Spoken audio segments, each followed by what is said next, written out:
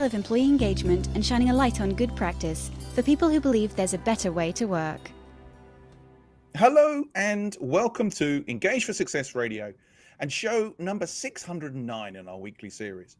Engage for Success is a not-for-profit movement and the UK's leading voice on the topic of employee engagement. We are out there raising awareness and running events through our area networks right around the country, and our topic and sector-specific thought and action groups are developing research, publishing case studies, and highlighting best practice. Now, to find out more, please visit engageforsuccess.org. And while you're there, why not sign up for our weekly newsletter to make sure you never miss out on any of our excellent free resources, events, and updates. And I'm Andy Gorham, your host for today's show and the founder of BizJuicer, the employee engagement and culture change consultancy that helps growing organizations become stickier from the inside out by helping them attract, keep, and develop great people. Now, today we are tackling a trend that's capturing headlines and boardroom conversations alike. I think you've definitely heard of quiet quitting, that slow fade where people just pull back and disengage and begin to do just enough to get by. But what happens when employees decide they're done with quiet and when frustration turns into more obvious, louder action and their exit makes a statement that you really can't ignore? This new wave of, I guess, bold resignations is beginning to raise some big eyebrows and questions. Why are talented people walking away from jobs they once seemed to love? What is it they're reacting to? And most importantly, what can organizations do to prevent these high impact departures maybe before they happen? Well, to help us unpack all this, I'm delighted to be joined by Dr. Ryne Sherman, Chief Science Officer at Hogan Assessments and co-host of the Science of Personality podcast. Ryne and his team have been studying this phenomenon closely, looking at the psychological and cultural forces that are reshaping the employee-employer relationship and what organizations can do to respond before it's too late. So we have lots to unpack, from leadership and trust to culture, communication, and what really drives people to stick or twist.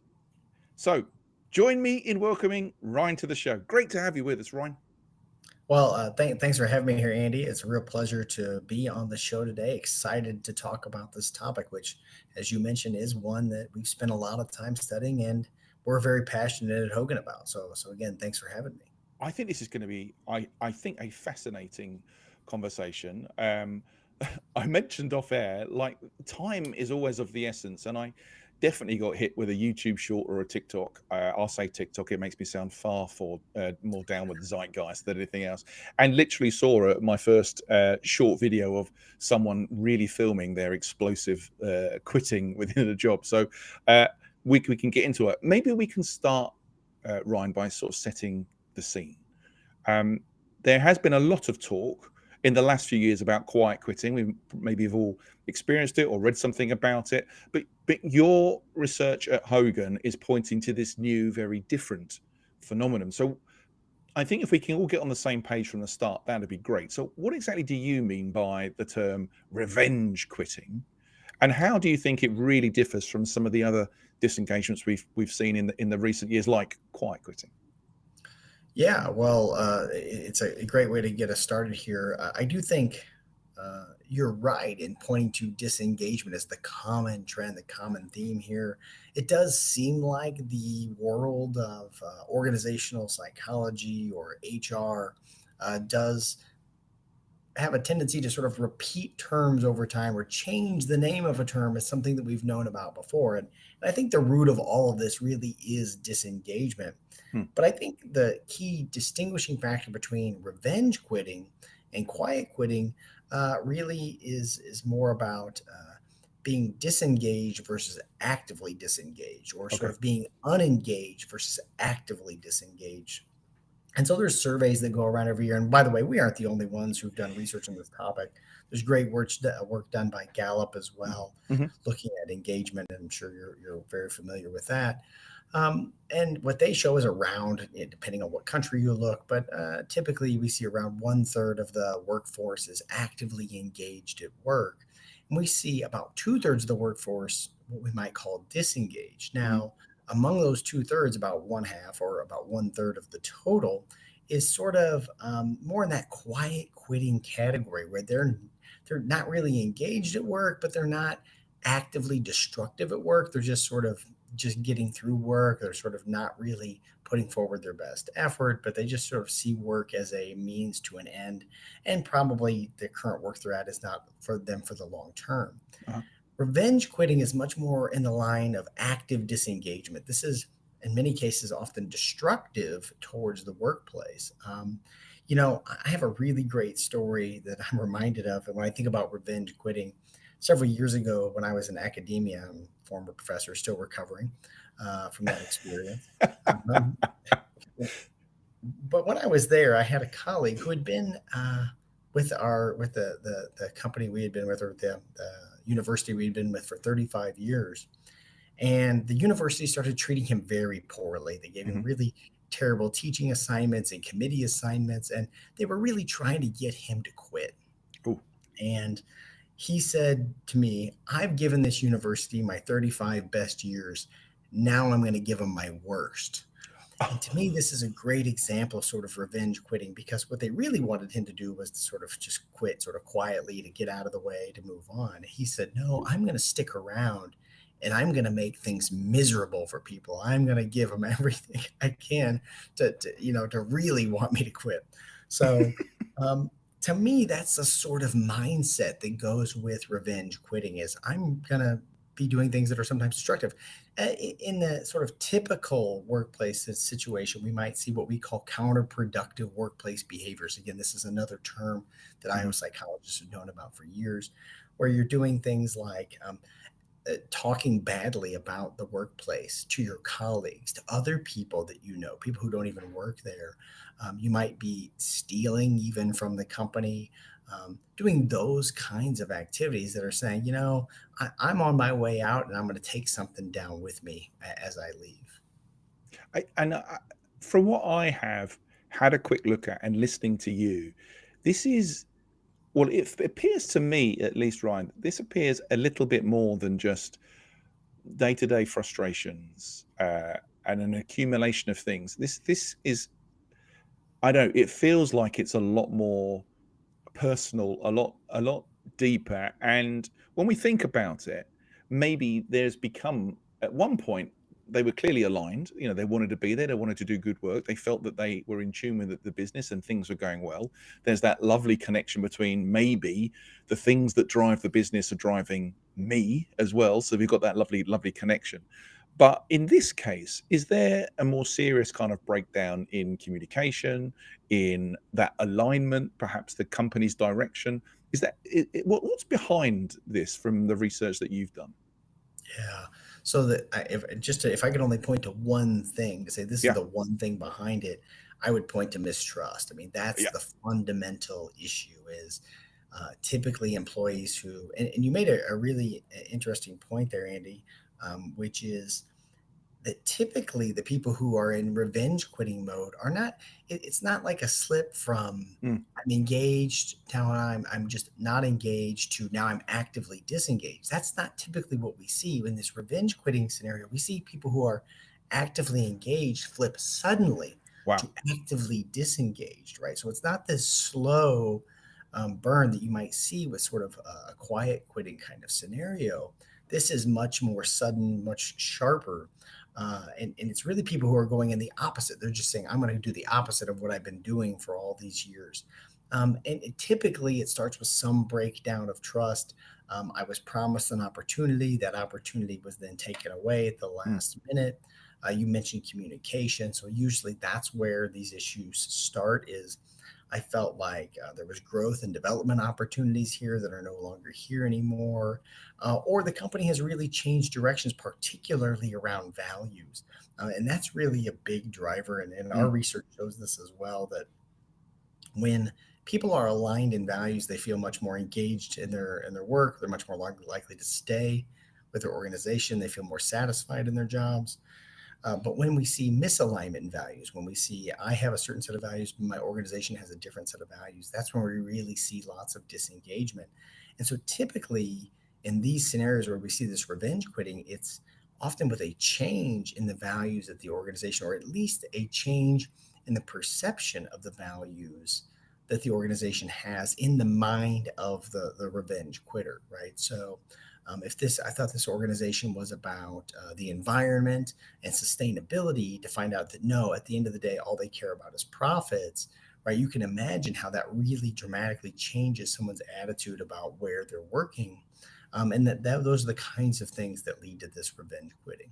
Yeah, which is why I think it definitely feels more of an emotional response, because we're hitting some kind of deep-seated triggers that take us from that shock of, yeah, I'm really in here, to no, I'm not, and you're going to know about it. And I mean, and I don't know I don't know whether I'm just swayed by the amount of content you sort of beginning to see on this sort of stuff, but is that why that we see a lot more visual, if you like, notes around this quitting, where it does feel like a kind of explosion. It does feel like a kind of, right, I'm going to show you, I'm quitting. And this kind of almost toxic shock thing of being, a relied upon, engaged employee to the other end of the scale. Yeah, I think part of it is a desire to show that my actions are justified. I think part Mm. of it is a desire to perhaps even bring people with me. I mean, you can Yeah. remember the famous Jerry Jerry Maguire Maguire. kind of, right. So it's got that kind of flavor to it of, hey, I'm out of here. Who else sees it the same way I do? Who else wants to come with me? I Mm, think that's part of the loud part about it. mm, Um, Part of it is to let you know I'm really serious.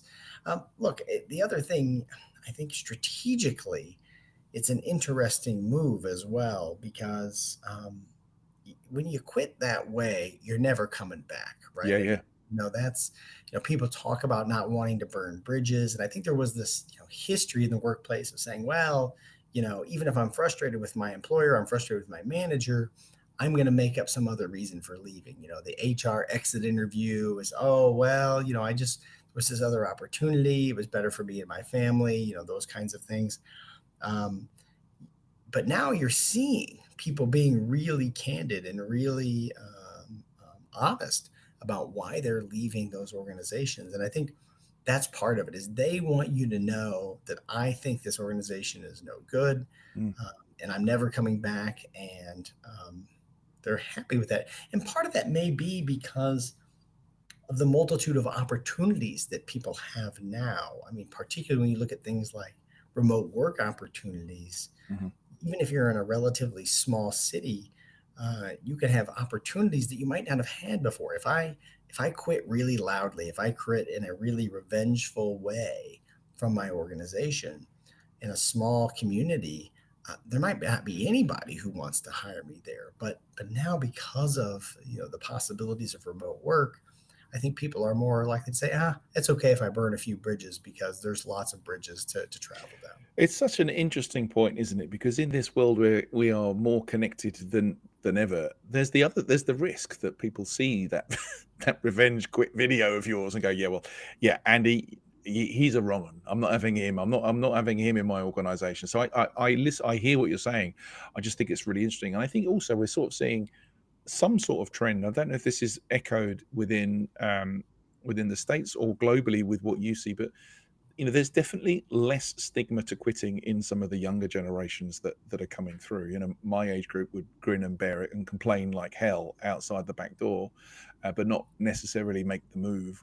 Whereas today, if the values that you preach don't actually show up in day to day, people are quite happier to sort of say, okay, didn't match up, I'm gone. But it is this kind of vociferousness, I think, that is interesting with this particular phenomenon. Um, we've talked about the broader topic of engagement and disengagement here. I mean, revenge quitting isn't going to get sorted by, have some more perks and stuff. There's a deep seated relationship here. From the work that you've been doing and continue to do, Ryne, what do you think employees really want today? Is there a mismatch in expectations and what organizations are going to deliver, or are there some sort of hidden gems within here? Yeah. So, I mean, I think the typical thing we think about when we think about people quitting, it's, frustrations with their manager or frustrations with their salary or their compensation. Um, and it turns out that those kinds of things don't really solve the problem in many of these cases. When we talk about revenge quitting, it's not, hey, oh, what can we do to make you happy here? Typically it is uh, just fundamental differences with the entire organization Yeah. that create this sort of revenge quitting scenario. So there typically is no sort of immediate solution for that one revenge quitter. The broader solution, right? If you think about, what is this really about? What's the real key driver of it? Tends to be around feeling abused, feeling mistreated inside an organization, and the sort of solution to that. And there's been some great research on this going back now a couple of decades. Mm-hmm. Is around the topic of psychological safety. It's creating an environment where people feel um, safe to share information, safe to criticize people who might be in authority and power. And we've done some incredible research here at Hogan showing that organizations that value that kind of feedback, open and honest feedback, are much more successful than ones that don't. Oftentimes we see organizations where they say, "Oh, we want your honest feedback," but after the feedback survey goes out or the internal engagement survey goes out, you find that several people get fired. And you go, well, wait Yep. a minute, that really wasn't creating, so how much honesty how honest can I really be Yeah. given that kind of circumstance? And so um, creating a psychologically safe organization sounds easy, but it's incredibly difficult to do. And it starts with the top. It starts with the people right at the very top of the organization being willing to take criticism, being willing to take feedback, and use that not to exact revenge on those who are criticizing them, but to improve their own organization. Um, that's the way to create psychological safety, and that's the way to create an environment that doesn't yield this kind of revenge quitting. Yeah, I think we're big fans of Dr. Emerson's work, which sort of obviously lies behind this sort of stuff and the fearless organization. And it feels there's some momentum behind organizations beginning to take this stuff a bit more seriously and take some tangible actions. When you think about the turnaround story potentially here of revenge quitters, um, are, what are the things we need to be focusing on around this stuff? Because it feels like if someone is on the verge of revenge quitting, there's no insta fix necessarily here. At some point, we now feel we don't belong, we don't matter, our opinions offer nothing, that the organization is going in a different direction. Working on something like psychological safety is not a quick thing. It's a involving intentional process. So what do you think? I mean, are people who've got to the brink, are they savable? So the way that they are savable, but the way to go about this is to start with that conversation with the manager where you say, okay, look, typically you're going to have a manager who picks up these signs, which is more and more difficult to do in a remote environment. But you have to pick up shifts. Usually it's very big shifts in engagement. Again, where we see that actively engaged individual shifting to suddenly very, very disengaged, potentially even damaging. And you see these kind of things in conversations where they'll start to say negative things about the organization or other people in the organization. You go, ooh, that should be a tip off that this person is on the verge of revenge quitting. And so what are the kinds of things you can do? Well, the first thing is to have that conversation with them, find out what is the real root cause, what is the critical issue for them, and then to start addressing that issue, realizing that yes, you're not going to create a psychologically safe environment overnight, but if you can show progress on a critical issue, that's the sort of the first step. And there is this potential to save someone, but you have to realize that the time to act is now. Like there's not a lot of time to wait around to make this call. So we have to act quickly. We have to have that conversation. We have to identify that critical issue and start taking steps towards, I'm not saying you're going to solve that issue immediately, but start taking steps towards solving whatever that issue is. And again, typically it's around some issue of mistrust, or just feeling not valued. So that's Mm. another big part of this, is when an employee feels that their contributions are overlooked, or that they're not getting credit for the contributions and the work that they're doing. That's where another place where you're going to see this stem up. And so it's really, at the end of the day, this is about managers being attuned to their employees. How are they feeling? How are they reacting? And managers have a difficult task, because it's easy to be a well-liked manager if you do everything that your employees want, right? If I do everything that my staff wants, they're going to think I'm the world's best manager. But you have to manage that with the organization's goals as well, right? So the manager has a really tough task, because they typically have executives and directors who are pulling them in other directions. And I so think the manager that's a has to be able to fascinating do point. both of those. It's an absolutely fascinating point. I mean, we have the 4 enablers from the white paper here, Engage for Success, which is about engaging managers, and that is equipping those guys who have to have the tough chat, the effective confrontation, or the more personal vulnerability to be able to share some stuff, or at least have an understanding of perspective of other people. Now, we tend to take those human skills as well for granted, that everybody has them, and therefore it's easy to do. You're just talking to another human. But well, you and I wouldn't be having this chat if that was the case. I think reason for leaving is, or the number one reason for leaving, is still somewhat associated with the relationship I have with my direct line manager. Well, yeah, I mean, our data show that the most miserable aspect of a person's daily life is their direct supervisor. So, yeah, Yeah. yeah. So I think this sort of directly links. And I think what's also interesting here, there's a couple of things picking up on what you sort of said. The recognition piece, I think, is critical, because I think this has been a bit conflated in all the sort of like data we've had for, like you said, for the last 20 years. There's been this kind of, we don't reward and we don't recognize enough, so let's do it. And we may have gotten into a bit of a pattern of, hey, you turned up, great job. And rather than acknowledging people for doing their job and rewarding great work, we've got into this kind of like malaise, I think, of just celebrating everything or nothing. And therefore, if it doesn't feel real, it just feels performative. So actually, we may be missing, people getting real kind of sense of value and belonging from genuine recognition and praise. You pick up on that as well in your research? Are we overplaying some of these things?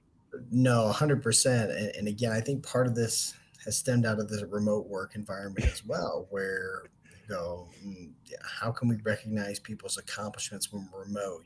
Before in the office, there'd be parties and there'd be, award ceremonies and things like that. Now it's a little trickier remote. So now it's, email boards and things like that recognize your accomplishments. But you're right, Andy, that there is a sense of doing that too much. And here's let me tie in, I guess, my real area of expertise, which is around personality here. And what we know for sure is that each individual has different expectations. Each individual wants to be treated different. They have different value sets. And so some individuals, that recognition is really important. It's really important that you call out their achievements and their accomplishments, even in public. They want people to understand that they've been doing really well. For other people, that's not so important. And so this is where I think personality assessments offer a lot of value to a manager, because it can help me as a manager understand how to coach, how to manage, how to work with each of the individuals on my team, and understand that I can't treat them all the same. I can treat them fairly, but I can't treat them all in the same way, because they have different motives and different value sets. And I think that's a real key to creating engagement in your team, but also reducing the propensity for revenge quitting. I'm a huge fan of personality profiles used in work, in teams, to lower the water level on the iceberg and have a good look at what's going underneath and get better understanding, because I think that lies at the root of connection and trust for sure. And I think the more we can understand those things and understand the human opposites, the easier it is for us to try and take a look. But I think, like you, too many people, too many managers go through life thinking that, well, treat people like I want to be treated and everything will be fine. I think that's a misnomer. I think the point you make about public recognition, that could be someone's worst nightmare. And yet, Right. oh, we haven't done the big celebration. No, but maybe just have a quiet chat with someone and recognize genuinely that they've done great work, or explain to them why you value them in the organization, rather than said, yes, you matter, you value, move on. Yeah, it's a fundamental issue around values, Andy, is that don't, we assume everybody else shares our own values. When we think about our value, we don't really think about our values. They're automatic to us. Yeah. We assume everybody has the same ones. And sometimes it's very shocking to us when we find out somebody doesn't. A great example of this was a person I was working with who went into a sales role, and she was miserable. She absolutely hated it. And I said, well, let's have you take an assessment. So she took one of our assessments. We found out she scored very low on commerce. Well, that doesn't really fit very well with a sales role that's mostly commission based. Yeah. And she said, well, but my dad really wanted me to take this job. And it happened to be the case that I had her dad's assessment as well. Her dad scores through the roof on commerce. And you go, here's the misalignment. Here we go. Yeah. And, for her dad's point of view, he couldn't understand how anyone couldn't care about money. But from her perspective, this just wasn't that important. And so that's really the key thing, is that we often don't understand that people have different values than us. And understanding that they do is a key step towards managing them better. I think that's so true. And then and come back to that point you made right at the start of this conversation around perhaps an organization's values take a turn, or move, or the direction of business changes. That's going to be an inflection point that I once had connection, maybe now it feels not as strong, or it feels changed, and that then causes a problem. I think this is where the skill of being a people manager allows you to pick up on those little subtle things often that you talked about. Like, somebody who used to be really, really engaged now doesn't say too much in meetings, or they're not attending the stuff that used to happen on after work. Maybe all of a sudden they're kind of pulling back, they're withdrawing, and it's picking up on those little signs, or at least being brave enough to go and have a conversation to say, hey, you know what, I've noticed a bit of a change in behavior.